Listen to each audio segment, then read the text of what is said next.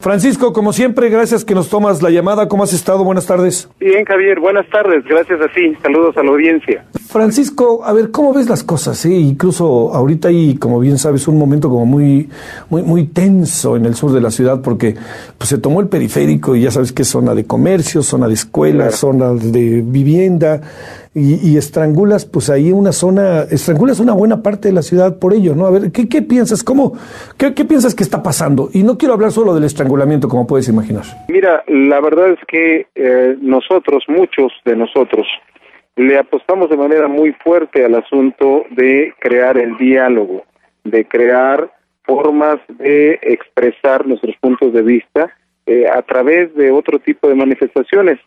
Concretamente con la Secretaría de Gobernación, hablamos de realizar foros donde los maestros nos expresáramos. Hubo incluso el delegado de Gobernación en cada uno de los foros.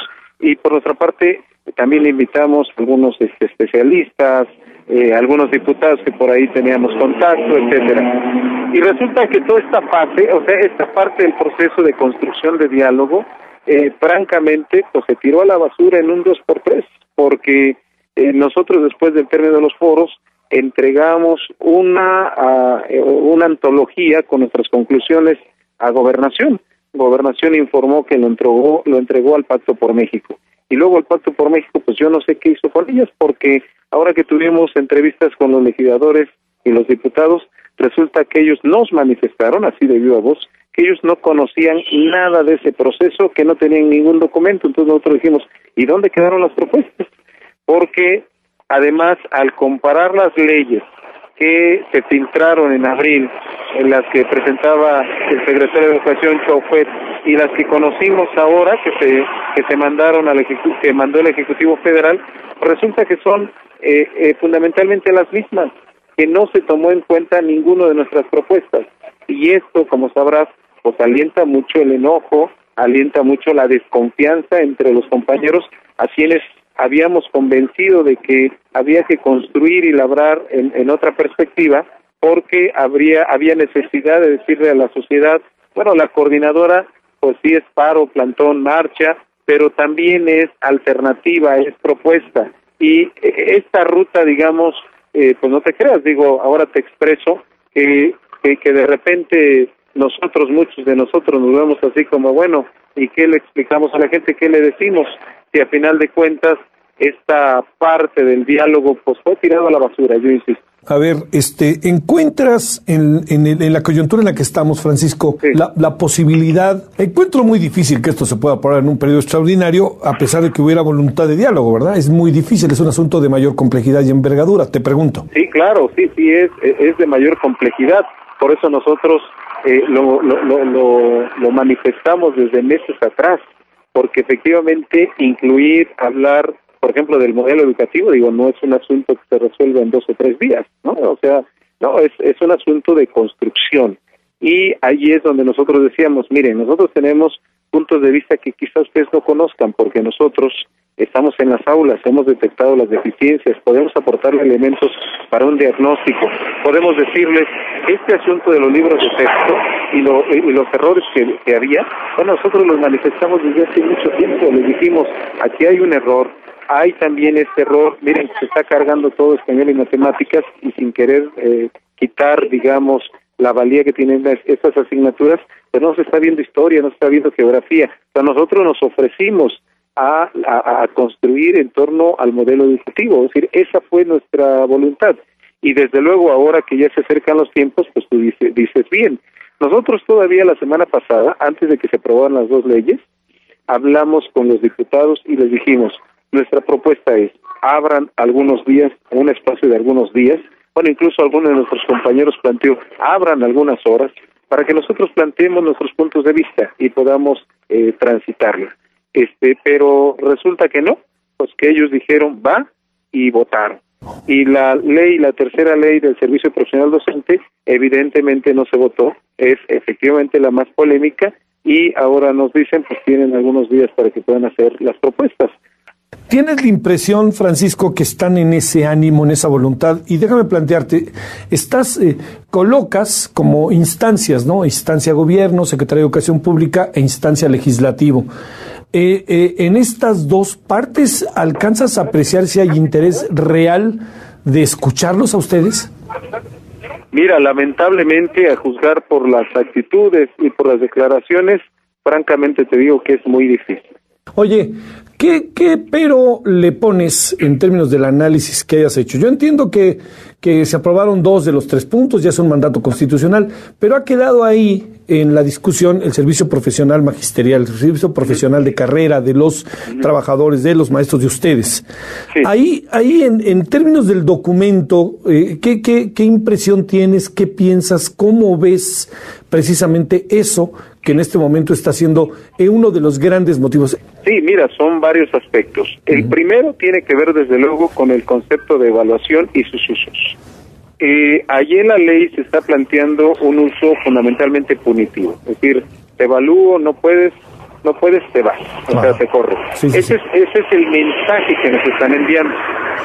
Y nosotros decimos, porque yo quiero reiterar una vez más, nosotros decimos sí a la evaluación, sí a la mejora de la educación, pero tiene que crearse sobre bases diferentes, no sobre el asunto de la amenaza. Nosotros decimos, tiene que ser una evaluación integral y formativa. Sí. ¿Esto qué quiere decir?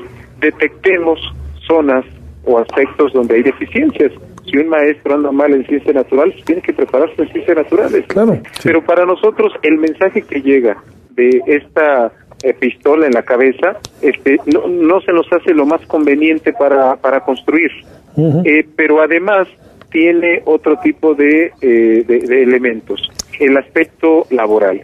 En el aspecto laboral, pues sí están cambiando el régimen laboral, o sea, altera las condiciones laborales que hemos tenido durante años, porque, mira, por ejemplo, a un maestro que, por ejemplo, no se presente a una de las evaluaciones, dice ahí en el texto que será corrido así, sin ninguna responsabilidad para la autoridad. O sea, ¿qué te está diciendo esto? Que es inatacable una ley, o sea, que no te dan posibilidades de defenderte, porque eso está establecido en la ley, y entonces desaparece, digamos, que este criterio bilateral y el derecho del trabajador a defenderse. Y yo decía en un periódico, está en broma, pues incluso Caro Quintero tuvo ahí el derecho de defenderse. ¿Por qué los maestros no podemos defendernos ante un acto de esta naturaleza? Y la otra, digo abundo, que en términos reales el sindicato, y no me refiero obviamente al sindicalismo que practica el Bester y su grupo, sino el sindicalismo como tal está desapareciendo en este margen. Entonces aprietan, controlan a los maestros mediante esta ley, y yo y nosotros, la coordinadora, cuestiona, ¿este será el mejor método para construir confianzas? Sí. ¿Este será el método para construir una mejora en la educación? A nosotros nos parece que no, que tiene que ser con la participación de los maestros, con responsabilidades, porque además quiero decirte otra cosa.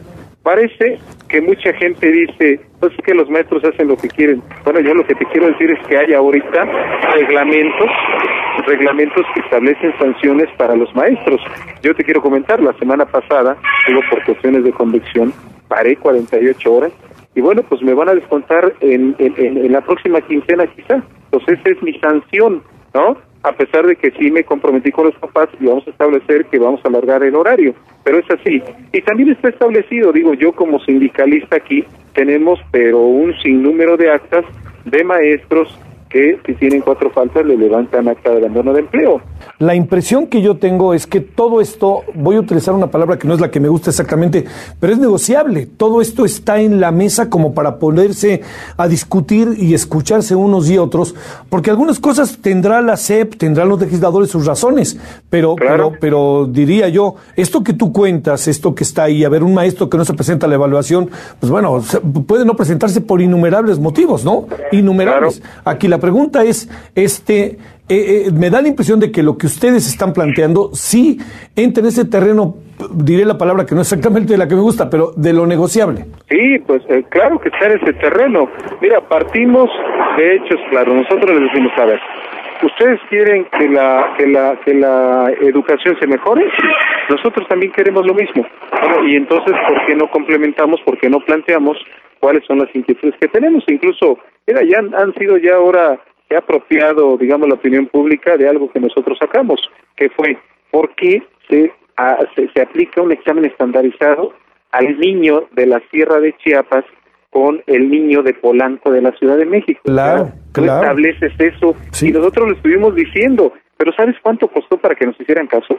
Pues 5 años de lucha, y me parece que ahí más bien las posiciones son: no los escucho porque ustedes son la disidencia, no los escucho porque ustedes no son el canal institucional que tiene que hablar.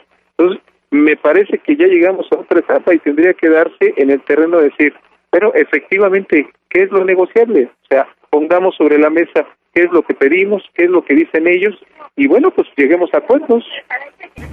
Bueno, Francisco, en verdad que siempre es un gusto hablar contigo, claridad, y además un sentido, la verdad, libertario y democrático muy abierto y más en una situación tan tensa como la que estamos viviendo.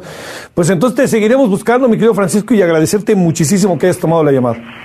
Javier, muchísimas gracias a ti. Hasta luego. Desde luego a la audiencia. Hasta luego. Que te vaya bien. Adiós. Francisco Bravo, secretario general del Comité Democrático de la Sección 9 de la Coordinadora Nacional de Trabajadores de la Educación.